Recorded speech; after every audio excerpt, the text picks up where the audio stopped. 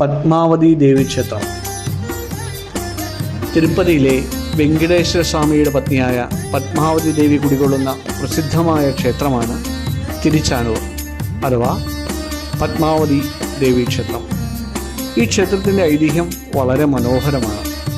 ഐതിഹ്യമനുസരിച്ച് ഭൃഗുമഹർഷി വിഷ്ണു ഭഗവാന്റെ വക്ഷത്തിൽ ചവിട്ടിയതിൽ പരിഭവിച്ച് ലക്ഷ്മി ദേവി വൈകുണ്ഠം ഉപേക്ഷിച്ച് ഭൂമിയിലേക്ക് വന്നു എന്നുള്ള കഥ നമ്മൾ കേട്ടിട്ടുണ്ട്.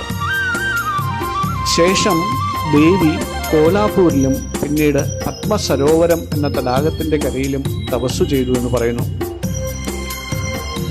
ഈ പത്മസരോവരം തൊണ്ടൈമണ്ഡലം എന്ന പ്രവിശ്യയിലായിരുന്നു. ആ സമയത്ത് തൊണ്ടൈമണ്ഡലം ഭരിച്ചിരുന്ന ആകാശ രാജാവിന് സന്താനങ്ങളില്ലായിരുന്നു എന്ന് പറയപ്പെടുന്നു. അദ്ദേഹം ഒരു യജ്ഞം നടത്തുന്നതിനായി ഭൂമി ഉഴുതപ്പോൾ മണ്ണിൽ നിന്ന് ഒരു സ്വർണ്ണ താമരയിൽ ശയിക്കുന്ന സുന്ദരിയായ ഒരു പെൺകുഞ്ഞിനെ ലഭിച്ചതായി പറയുന്നു. താമരയിൽ നിന്നും ലഭിച്ചതുകൊണ്ട് ഈ കുട്ടിക്ക് പത്മാവതി എന്ന് പേരിട്ടു. ലക്ഷ്മി ദേവിയുടെ അവതാരമായിരുന്നു ഈ കുട്ടി. പത്മാവതി വളർന്നു വലുതായപ്പോൾ വേട്ടയാടാൻ വന്ന ശ്രീനിവാസൻ ദേവിയെ കാണുകയും ഇരുവരും അനുരാഗത്തിലാവുകയും ചെയ്തു. തുടർന്ന് ദേവകളുടെ സാന്നിധ്യത്തിൽ അതിഗംഭീരമായ വിവാഹം നടന്നു. ഈ വിവാഹത്തിനാണ് ഭഗവാൻ കുബേരനിൽ നിന്നും കടം വാങ്ങിയതായി പറയുന്നത്. വിവാഹശേഷം ഭഗവാൻ തിരുമലയിൽ വാസമുറപ്പിച്ചപ്പോൾ പത്മാവതി ദേവി തിരുമലയ്ക്ക് താഴെയുള്ള തിരുച്ചാനൂരിൽ വസിക്കുവാൻ തീരുമാനിച്ചു. അതുകൊണ്ടാണ് വെങ്കടേശ്വരൻ സ്വാമിയെ ദർശിക്കുന്നവർ പത്മാവതി അമ്മയെയും ദർശിക്കണമെന്ന് പറയുന്നത്. ക്ഷേത്രത്തിൻ്റെ പ്രധാന പ്രത്യേകതകളിൽ ഒന്നാണ് ഈ പത്മസരോവരം. ക്ഷേത്രത്തിന് സമീപമുള്ള ഈ പുണ്യതീർത്ഥത്തിലാണ് ദേവി പ്രത്യക്ഷപ്പെട്ടതെന്ന് കരുതപ്പെടുന്നു. കാർത്തിക ബ്രഹ്മോത്സവവും ഇവിടുത്തെ ഈ ഒരു ക്ഷേത്രത്തിലെ പ്രത്യേകതയാണ്. പത്മാവതി അമ്മയുടെ ജന്മദിനമായി കണക്കാക്കുന്ന കാർത്തിക മാസത്തിലെ ഉത്സവമാണ് ഇവിടുത്തെ പ്രധാന ആഘോഷം.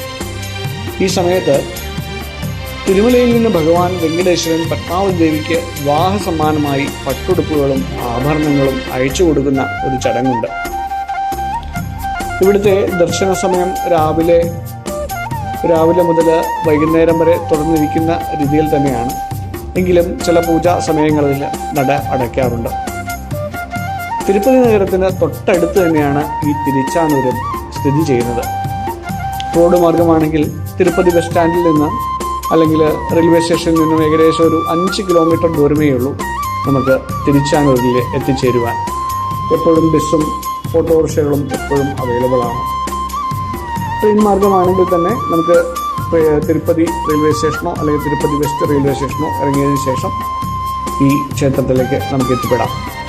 നമ്മുടെ തിരുമലയിൽ ഉള്ളതുപോലെ തന്നെയുള്ള വസ്ത്രധാരണമാണ് ഇവിടെയും നിഷ്കർഷിക്കാറ്. അതായത് പുരുഷന്മാർ മുണ്ട്, പൈജാമ, കുർത്ത എന്നിവ പോലുള്ള ട്രഡീഷണൽ ഡ്രസ്സോ, സ്ത്രീകൾ സാരി, ഹാഫ് സാരി അല്ലെങ്കിൽ ദുപ്പട്ടയോടുകൂടിയുള്ള ചുരിദാറോ ധരിക്കണമെന്നാണ് പറയുന്നതെങ്കിൽ കൂടിയും നമ്മൾ ദർശനത്തിന് പോകുന്ന സമയങ്ങളിലൊക്കെ തന്നെ മറ്റുള്ള അല്ലെങ്കിൽ പാൻറ്റൊക്കെ ഇട്ടുള്ളതും അല്ലെങ്കിൽ ബനിയൻ അതുപോലുള്ളതുമായിട്ടുള്ള ഡ്രസ്സുകളൊക്കെ പുരുഷന്മാരും സ്ത്രീകളും അതുപോലുള്ള ഡ്രസ്സുകളൊക്കെ ധരിച്ചു വരുന്നത് കാണാറുണ്ട്. അതായത് തിരുമലയിലെ പോലെ അത്രയധികം നിഷ്കർഷിച്ചുകൊണ്ടുള്ള ഒരു വസ്ത്രധാരണം തിരുമലയിൽ അല്ല പത്മാവതിയിൽ ഉണ്ടോ എന്ന് ചോദിച്ചു കഴിഞ്ഞാൽ ചിലപ്പോൾ ആ ഒരു നിഷ്കർഷത ഇവിടെ ഇല്ല എന്ന് വേണമെങ്കിൽ നമുക്ക് പറയാം. എങ്കിലും ഇവിടെ നിഷ്കർഷിച്ചിരിക്കുന്ന കാര്യമനുസരിച്ച് വസ്ത്രധാരണം അങ്ങനെ തന്നെയാണ്.